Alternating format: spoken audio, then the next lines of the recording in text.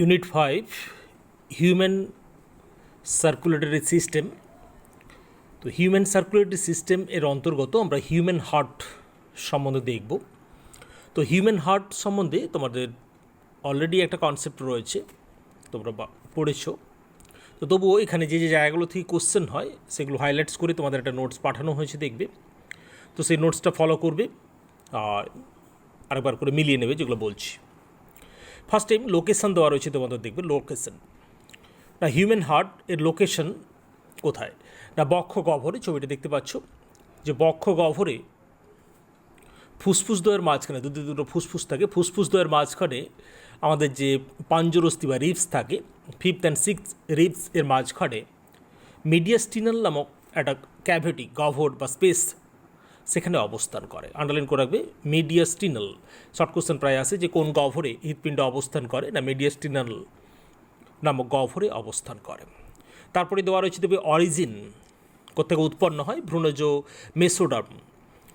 3টে স্তর ভ্রূণ অবস্থায় থাকে। ব্লাড যেমন মেসোডার্ম থেকে তৈরি হয়, তেমনি হৃৎপিণ্ড আমাদের মেসোডার্ম থেকে ফরমেশন হয়ে থাকে। তারপর শেপ দেওয়া রয়েছে, শঙ্কবাকার, দৈর্ঘ্য প্রস্থ রয়েছে।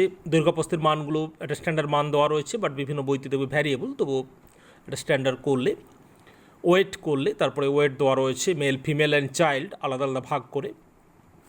তারপরে কোশ্চেন সে গ্রুপ, খাঁজ, বাহ্যিকভাবে যে খাঁজগুলো আমরা দেখতে পাই। ছবি যখন আঁকো হৃৎপিণ্ডে দেখবে যে অলিন্দ আর নিলয় এর সংযোগস্থলে বাহ্যিকভাবে একটা খাঁজ দেখা যায়। অলিন্দ ও নিলয় একই সারফেস বিশিষ্ট হয় না। যখন ছবি আঁকো দেখবে অলিন্দ নিলয়ের সংযোগস্থলে যে খাঁজটা দেখা যায় সেটাকে আমরা বলে থাকি করোনারি সালকাস। করোনারি সালকাস অলিন্দ নিলয়ের সংযোগস্থলে খাঁজ। আর মাঝখান বরাবর একটা খাঁজ আঁকো, তোমরা যখন ছবি আঁকে দেখবে মাঝখানে একটা খাঁজের মতো করতে হয়। সেই খাঁজটাকে বলা হয় ইন্টার ভেন্ট্রিকিউলার গ্রুপস। দৈর্ঘ্য বরাবর একটা খাঁজ দেখা যায়। খাঁজগুলো করলে নেক্সট তারপর দেওয়া আছে তোমাদের দেখবে ওয়ালস, প্রাচীর। হৃৎপিণ্ডের যে প্রাচীর বাইর থেকে ভেতর দিকে 3টে স্তর থাকে, এপিকার্ডিয়াম, মায়োকার্ডিয়াম আর এন্ডোকার্ডিয়াম। 3টে স্তর দেখতে পাচ্ছ। এপিকার্ডিয়াম হৃৎপিণ্ডের একটু অংশকে যদি আমরা দেখবে একদম বাইরে রয়েছে এপিকার্ডিয়াম, তারপর রয়েছে মায়োকার্ডিয়াম, তারপরে এন্ডোকার্ডিয়াম। 3টে স্তরে কাজ পড়ে। না এপিকার্ডিয়াম যেটা বাইরের স্তর, সেটা ডিফেন্স, হৃৎপিণ্ডের প্রতিরক্ষায় সাহায্য করে। নেক্সট মায়োকার্ডিয়াম যেটা রয়েছে, হৃৎপিণ্ডের যে ফাংশন বলতে তোমরা জানো হৃৎপিণ্ডের সিস্টোল এবং ডায়াস্টোল অর্থাৎ সংকোচন প্রসারণটা নিয়ন্ত্রণকারী কিছু সেল থাকে মায়োকার্ডিয়াম, আমরা পড়বো এর পরেই। স্পেশাল জাংশনাল টিস্যু রয়েছে যেগুলো পালস তৈরি করে, তার ফলে হৃৎপিণ্ডের সিস্টোল এবং ডায়াস্টোল সম্পন্ন হয়ে থাকে। তাহলে মেনলি এটা বলতে পারি এখানে ফাংশনাল কিছু টিস্যু থাকবে যেগুলো হৃৎপিণ্ডের ফাংশনটাকে কন্ট্রোল করবে। নেক্সট রয়েছে এন্ডোকার্ডিয়াম। প্রায় পরে যে শর্ট কোশ্চেনটা এন্ডোকার্ডিয়ামের কাজ, না এন্ডোকার্ডিয়াম একদম ভেতরের স্তর, যেটা কি করে না হৃৎপিণ্ডের যে কপাটিকা থাকে, তোমরা জানো হৃৎপিণ্ডের যে ভাল্ব বা কপাটিকা থাকবে যেটা রক্ত প্রবাহকে একমুখী করে থাকে, সেই ভাল্বগুলো, ভাল্ব অফ হার্ট, সেই কপাটিকার প্রাচীর তৈরি করে থাকে। তাহলে তিনটে কাজ, একটা ডিফেন্স, একটা ফাংশন এবং একটা কপাটিকার প্রাচীর তৈরি করে যাতে রক্ত প্রবাহটা একমুখী হয়ে থাকে। এবার বাইরে একটা আবরণ থাকে, তোমরা পড়েছো পেরিকার্ডিয়াম।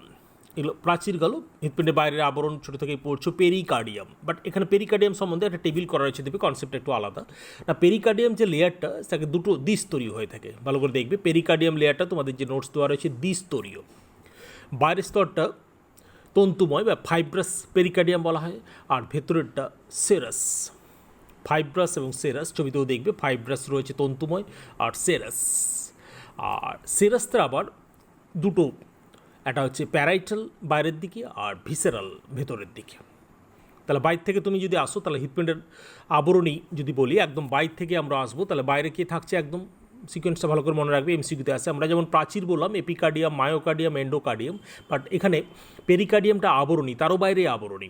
এবার একদম বাইরে দেখতে পাচ্ছ যে স্তরটা, তার নাম বলবো কি বলো, ফাইব্রাস পেরিকার্ডিয়াম। সিকোয়েন্সটা ভালো করে বুঝবে, ফাইব্রাস পেরিকার্ডিয়াম। তারপরে রয়েছে serous pericardium, but serous pericardium না বলে আমরা বলবো দুটো স্তর, একটাকে প্যারাইটাল, তার ভেতরে থাকবে কি বলো, ভিসেরাল। তাহলে সিকোয়েন্সটা কী দাঁড়ালো না ফাইব্রাস, তারপরে প্যারাইটাল সেরাস, তারপরে ভিসেরাল সেরাস। দুটোর মাঝখানে একটা গহ্বর থাকে, সেই গহ্বরটাকে পেরিকার্ডিয়াল ক্যাভিটি বলবো আমরা, এবং ফ্লুইড থাকবে সেখানে, পেরিকার্ডিয়াল ফ্লুইড, যেটা ডিফেন্সে সাহায্য করে, প্রতিরক্ষায় সাহায্য করবে, বাইরের আঘাত থেকে হৃৎপিণ্ডকে রক্ষা করে থাকে। এবার ভিসেরাল যে সেরা স্তরটা ভিসেরাল যে পেরিকার্ডিয়াম সেটারই নাম আমরা বলে থাকি এপিকার্ডিয়াম। সেটা কি বলা হয়, কি বলো, এপিকার্ডিয়াম, একদম বাইরের যে প্রাচীর বললাম, তারপরে মায়োকার্ডিয়াম থাকবে, তারপরে এন্ডোকার্ডিয়াম। তাহলে এখান থেকে এই সিকোয়েন্সটা একটু মাথায় রাখলে। তারপর তো তোমরা চেম্বার জানো, 4টে চেম্বার থাকে হৃৎপিণ্ডের, অ্যাট্রিয়াম, অলিন্দ আর নিলয়, অ্যাট্রিয়াম আর ভেন্ট্রিকিউল, লেফট অ্যান্ড রাইট দুটোরই থাকছে।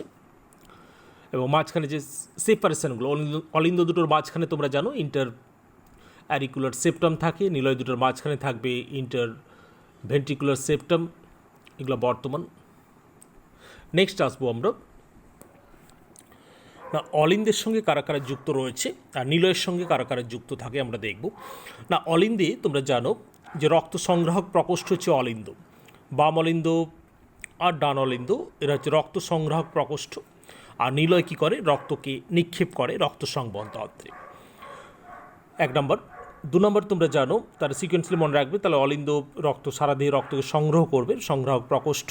আর নিলয় হচ্ছে কি বলো, রক্তকে সারা দেহে নিক্ষেপ করবে, সংবহনে সাহায্য করবে। 2 নম্বর। 3 নম্বরে জানো অলিন্দের সঙ্গে সবসময় যুক্ত থাকবে শিরা, অর্থাৎ সারা দেহ থেকে রক্ত অলিন্দে নিয়ে আসবে শিরা, প্রত্যাবর্তনে সাহায্য করে। আর নিলয়ের সঙ্গে সবসময় যুক্ত থাকবে ধমনী, ধমনীর মাধ্যমে রক্ত সারা দেহে ছড়িয়ে পড়বে। কীরকম ব্যাপার দেখো না, প্রথমে একটা সাইড থেকে দেখো না, তোমরা জানো যে দুটো যে প্রকোষ্ঠ, তার এদিকটাকে আমরা বললাম বাম অলিন্দ আর বাম নিলয়, আর ডান অলিন্দ ডান নিলয়। তো এই যে ডান অলিন্দ, সেই ডান অলিন্দে তোমরা জানো যে CO2 যুক্ত রক্ত, সারা দেহে যত বিপাক চলছে, শ্বসন ক্রিয়া চলছে, তার ফলে যে কার্বন ডাইঅক্সাইড উৎপন্ন হয়, সেই কার্বন ডাইঅক্সাইড যুক্ত রক্ত ঊর্ধ্ব ও নিম্ন মহাশিরার মাধ্যমে, হৃৎপিণ্ড আমাদের বক্ষগহ্বরে যে প্লেসে অবস্থিত, তার ওপরে যত অর্গ্যান রয়েছে সেই অর্গ্যান থেকে CO2 যুক্ত রক্ত বয়ে নিয়ে আসবে ঊর্ধ্ব মহাশিরা। আর হৃৎপিণ্ডের নিচের দিকে যত অর্গ্যান রয়েছে সেখান থেকে CO2 যুক্ত রক্ত বয়ে নিয়ে আসবে কি বলো না, নিম্ন মহাশিরা। তাহলে ঊর্ধ্ব ও নিম্ন মহাশিরার মাধ্যমে কি করছে না, CO2 যুক্ত রক্তটা ডান অলিন্দে এলো। ক্লিয়ার? এবার এদিকে চলে যাও না, বাম অলিন্দ। বাম অলিন্দে কী হচ্ছে না, ফুসফুস থেকে অক্সিজেনযুক্ত রক্ত, ফুসফুস থেকে আমরা যে পরিবেশ থেকে অক্সিজেন নিলাম, সেই অক্সিজেনযুক্ত রক্তটা এলো কোথায় বলো না, বাম অলিন্দে। তাহলে অলিন্দদ্বয় রক্ত পূর্ণ হলো। তাহলে দুটোতেই কী যুক্ত রয়েছে না, শিরা যুক্ত রয়েছে। তাহলে এখানে কি বলবো না, ঊর্ধ্ব ও নিম্ন মহাশিরা যুক্ত, যেটা CO2 যুক্ত রক্ত নিয়ে আসছে। আর এখানটায় যুক্ত থাকে কী বলো না, ফুসফুসীয় শিরা, যারা ফুসফুস থেকে অক্সিজেনযুক্ত রক্ত বাম অলিন্দে নিয়ে এলো। ক্লিয়ার? এবারে অলিন্দ থেকে রক্তটা কোথায় আসবে, নিলয়ে এলো। এখান থেকে CO2 যুক্ত রক্ত নিলয় এলো, এখানে CO2 যুক্ত রক্ত নিলয় এলো। এবারে নিলয়ের সঙ্গে কে যুক্ত থাকছে দেখবি না, নিলয়ের সঙ্গে আমরা প্রথমেই বললাম ধমনী যুক্ত থাকে না, ডান নিলয়ের সঙ্গে যুক্ত থাকবে, ডান নিলয়ের সঙ্গে যুক্ত থাকছে ফুসফুসীয় ধমনী। বুঝবে ঠিক করে, ফুসফুসীয় ধমনী, যে ধমনীটা ফুসফুসে যাচ্ছে, অর্থাৎ CO2 যুক্ত রক্তটাকে যারা ফুসফুসে নিয়ে যাচ্ছে এবং নিঃশ্বাসের মাধ্যমে দেহের বাইরে বেরিয়ে যাবে।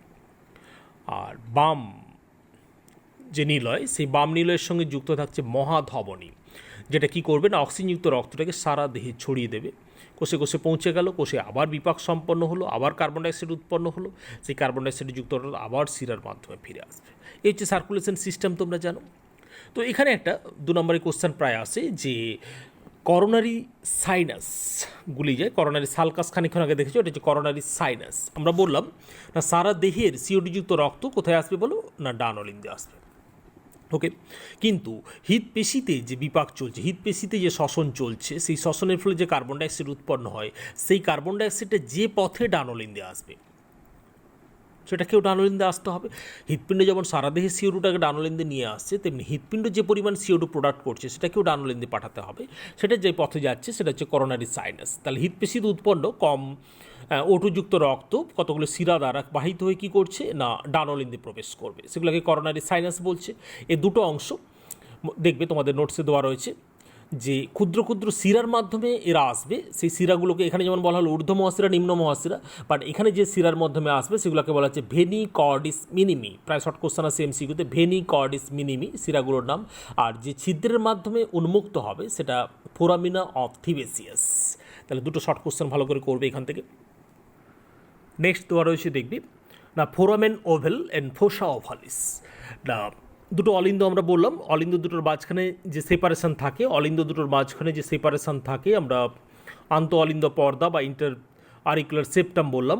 তো এই আন্তঃঅলিন্দ পর্দা কি করছে না, এদিকে আমরা বললাম CO2 যুক্ত রক্ত, এদিকে O2 যুক্ত রক্ত, বাট বলা হয় ভ্রূণ অবস্থায় এই আন্তঃঅলিন্দ পর্দা একটা ছিদ্র থাকে।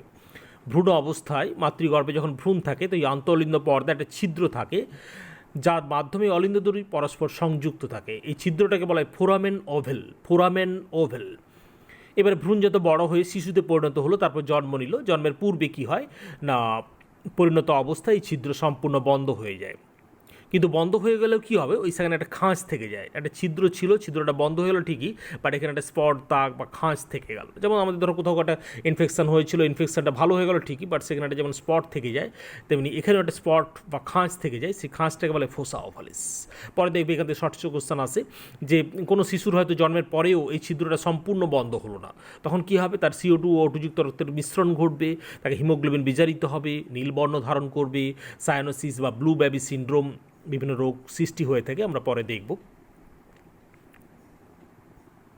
নেক্সট ভালভস অফ হার্ট, হৃৎপিণ্ডের কপাটিকাগুলো দেখব, জানো যদি তবু দেখে নাও একবার। কপাটিকাগুলো তোমরা প্রথমেই জানো, বাইস্ক্যাপসিড দ্বিপত্র কপাটিক বা মিট্রাল কপাটিকা। মিট্রাল কপাটিকা অবস্থান করে বাম অলিন্দ ও বাম নিলয়ের সংযোগস্থলে। দেখতে পাচ্ছ বাম অলিন্দ ও বাম নিলয়ের সংযোগস্থলে অবস্থান করে যে কপাটিকা তাকে বলা হয় বাইক্যাপসিড বা দ্বিপত্র কপাটিকা, একে মিট্রাল ভাল্ব বলা হয়ে থাকে। নেক্সট ডানে চলে যাও, এখানে ত্রিপত্র কপাটিকা থাকে। তারপরে আছে দেখবে অর্ধচন্দ্রাকার কপাটিকা বা সেমিনুলাল ভাল্ব বলা হয় থাকে। অর্ধচন্দ্রাকার কপাটিকা আবার 2 টাইপসের হয়ে থাকে, একটা অ্যাওটিক আর একটা পালমোনারি। অ্যাওটিক মানে যেটা হচ্ছে কি বলো না, মহাধমনির সংযোগস্থলে থাকবে, মহাধমনী বাম নিলয় এবং মহাধমনির সংযোগস্থলে থাকছে যেটা, সেটাকে আমরা বলবো বলো না অ্যাওটিক ভাল্ব। আর যেটা ফুসফুসে যাচ্ছে ডান নিলয় এবং ফুসফুসীয় ধমনির সংযোগস্থলে থাকবে পালমোনারি ভাল্ব।